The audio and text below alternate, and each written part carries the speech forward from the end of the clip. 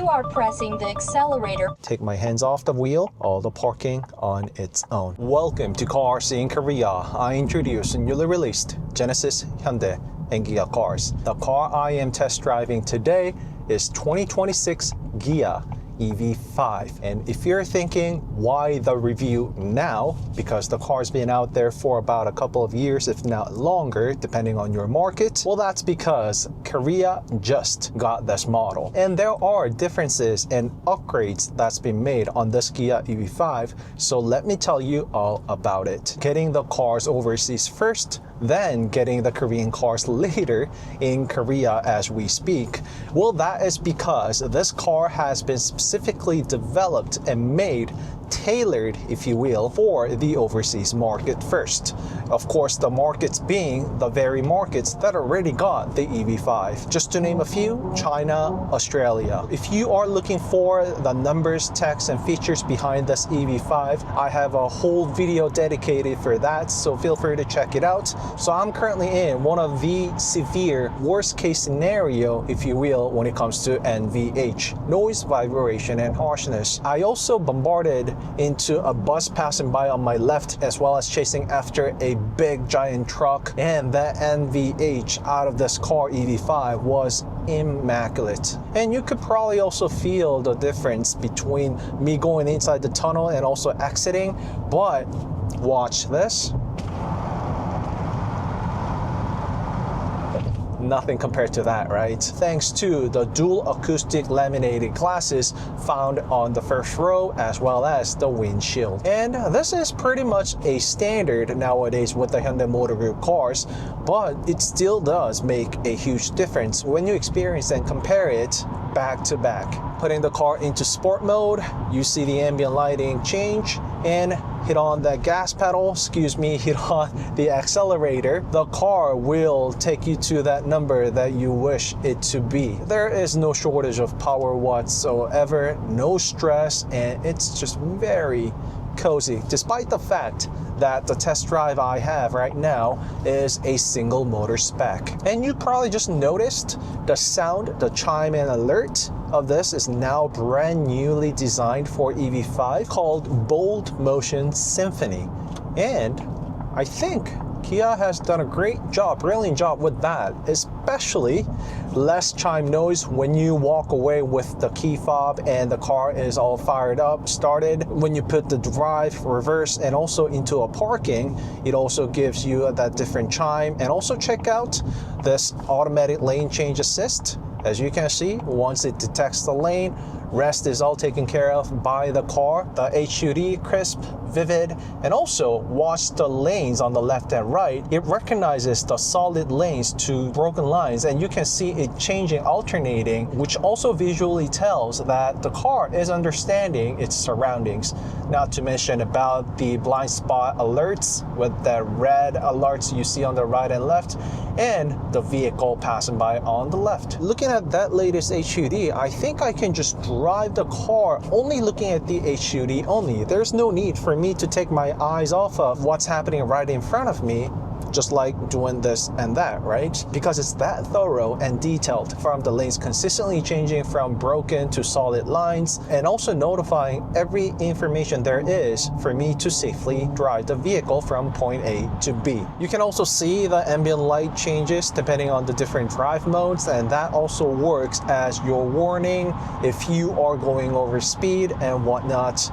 In terms of the interior, I did go over it in details, but I want to quickly go over it again because not everybody watches all of my videos. So there is the good two-spoke wheel design here. Some people wasn't really big fan of it when we saw it first time ever on Genesis GV80. Well, technically, I guess you could call it 4 spokes.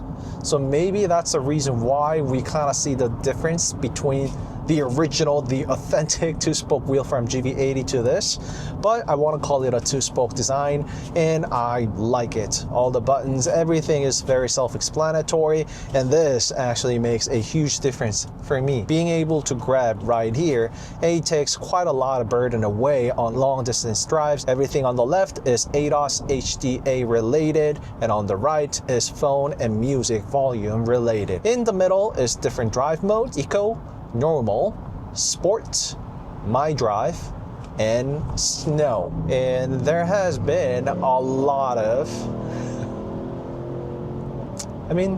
I like that exhaust. It currently is showing 6.0 kilometers per kilowatt hour. Not bad at all. There has been a lot of group of us driving down to the point B, and on the average, people clocked about 5.7 kilometers per kilowatt hour. However, there was this person who clocked 7.7 kilometers per kilowatt hours, and that's what I mean by I'm not the best driver when it comes to the driving range and battery efficiency, be it EV or ICE even, because I hardly ever get the suggested range. And it was no exception with this one, unfortunately, but depending on the driver, this car will give you a great driving range, as we have all seen and checked out. So let me also talk about the exterior of this car, because there is the Kia Sportage in front of us. As far as the exterior and size dimensions are concerned, there's not much of a difference between this car and Kia Sportage. However, being inside this car and having driven the car for about 2 hours, this car is so much more spacious than Sportage, I dare to say, because, well, number one, it has to do with the nature of each car, this being EV, made out of EGMP, Electric Global Modular Platform, that Hyundai Motor Group uses on most of their latest EVs, which is also the first EV dedicated platform. EV5 supports up to 400 volts, whereas the EGMP could truly offer up to 800 volts. The difference is that the car is able to charge from 10 to 80% under 18 minutes when it's supported with the 800 volts, whereas EV5 with the 400 volts, it will take 30 minutes for the car to charge from 10 to 80%. I did also go over this in my previous review, but that charging speed, we can kind of see that it's almost 40% faster. However, that time in real life, when you are using the rapid charging stations, it's quite marginal, I would say, because when you are charging your vehicle at a rest, at a stop, and you just need to charge the car because you forgot to, when you're here in Korea, usually you go to the rest, plug your car to a charger, take a restroom break, maybe grab some energy drink along the way.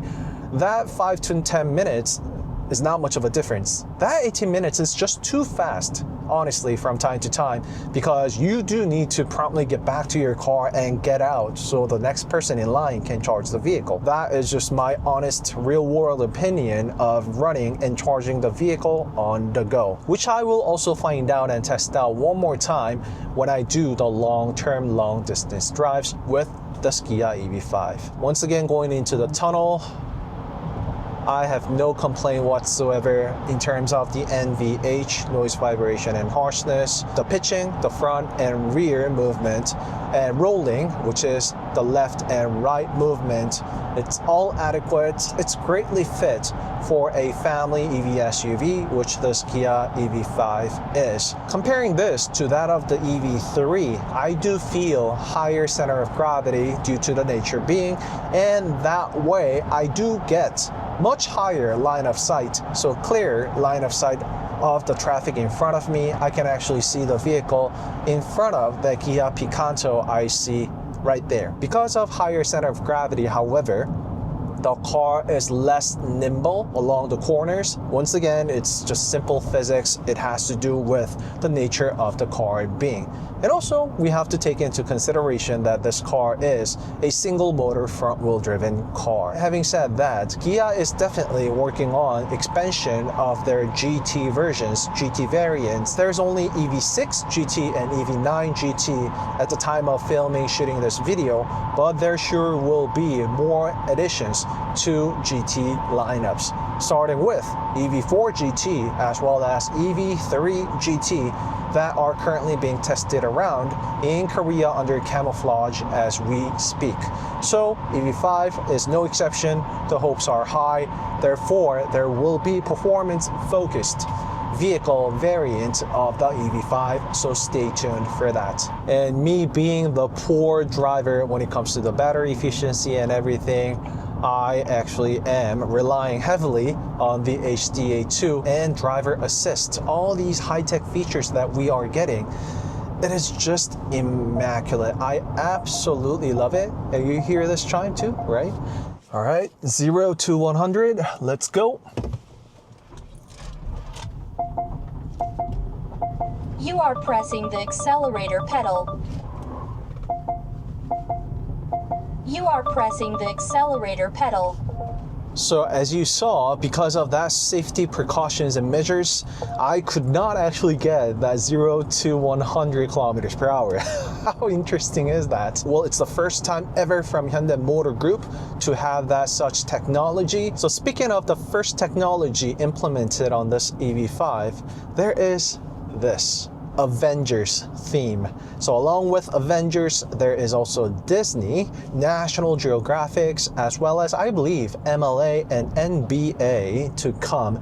It's something that Kia has been working and has shown with other cars. You do have to purchase the theme, but it lasts until your entire ownership. As you can see, in this tight corners and streets, BVM blind spot view monitor is very handy. It gives you the visibility out that blind spot. Of course, works on both left and right, whichever the direction you enable it. Let me show you up close. That's the BVM, good old BVM that we are used to if you have driven, owned any other latest Hyundai Motor Group cars. And this right here is the Avengers theme I told you about. So white EV5 in front of us, just looking beautiful. That one is my personal favorite. Let me know in the comment below which one is your favorite. And those are the numbers and data we have been collecting.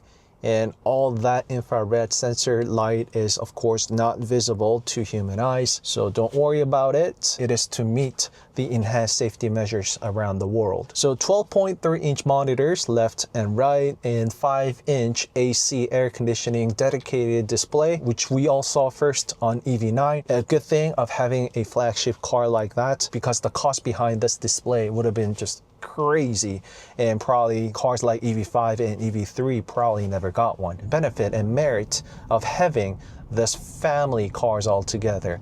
So I really hope that Kia will fulfill its full EV lineups, because the cars we have currently is EV3, EV4, EV5 now, EV6, and EV9. So there has been EV2, which I met 2025 IAA Mobility in Germany, Munich. It was a concept, but there will be the EV2 for sure. The more choices we get, it's always better for us, of course, but the fight between this segment, EV5 segment, is going to be fierce. It sits right in the category of the Kia Sportage and Hyundai Tucson, which we all know are both best-selling cars from each brand and where the highest demand is in terms of the car market. There are a few more EV5 exclusive techs and features, such as the pet mode. You can now leave your pets inside the car. Car will not give you that alarm, crazy chime, so you don't need to come up with the message board saying that he is listening to his favorite music with the AC on. So you can have this EV5 specifically set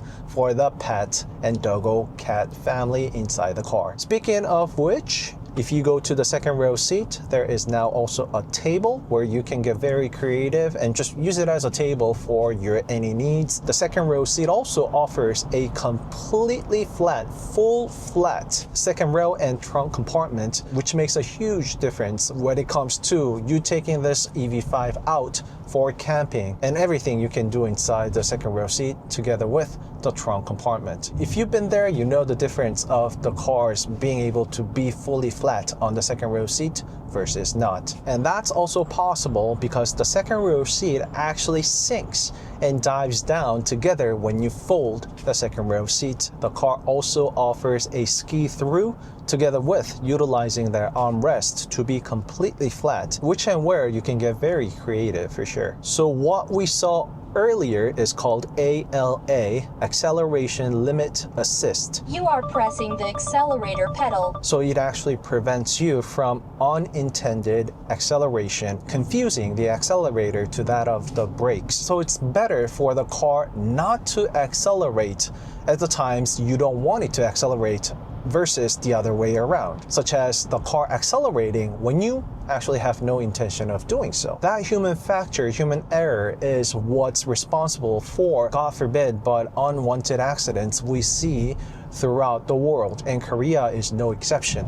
So big props to Kia for taking such safety precautions and measurements, and actually it is the latest one from Hyundai Motor Group because it's got that 2.0 at the end. And inside the trunk there is also Kia Ed gear that's been implemented for the first time ever with this EV5, and you can get all sorts of different gadgets should you wish, and you can attach it, detach it, reorganize wherever and whichever you want it to be. And Hyundai is also coming up with their own Hyundai Ed gear as well, which is of course all compatible for Kia and Hyundai cars. So anything that I may not have gone over or missed out in today's video, I actually did go over in my thorough interior exterior review, the first video of this EV5, so please check that video out. And I am also test driving this Kia EV5 again, and I will put the car on long distance drives, so come back and stay tuned for that video. What a great time, because we came into this tight parking lot as you can see, and we can have this 360 view cam on, so I can go as near as I want the car to go, and no issue of going through, squeezing through tight corners. No problem whatsoever. And so this ride I've been getting throughout, it's very cozy, and I honestly don't really feel that much of a weight that this EV5 gives, despite the fact that this car being a full EV electric vehicle. If there's anything that I've missed out or anything you guys are curious about, let me know in the comment below, and I'll find out everything about the car once again in my long-term and long-distance drives. So that's it for today's video, your #1 source of KTM, Genesis, Hyundai, Kia cars. And there is this regular version to that of the GT line, which you can find out all about it in my walk around video, and also all the colors we see here today, so meet me over there for that video. And let me show you the RSPA2, Remote Smart Parking Assist 2, and just enable it, and the vehicle will detect the position, the slot that you want to park this car to. So I want to park right here next to the pillar, right? So press on that, and I can stay inside and operate it like half manually. I'm gonna do this mode, and all the instructions are written here, so you just follow the instruction that's shown here. I'm gonna press the parking brake, take my hands off the wheel, and the car is going to do all the parking on its own, all automatically. And the windows do go down when you put the car in reverse. Because there is so much space to the slot that I selected, the car utilizes all the space that there is, as you can see.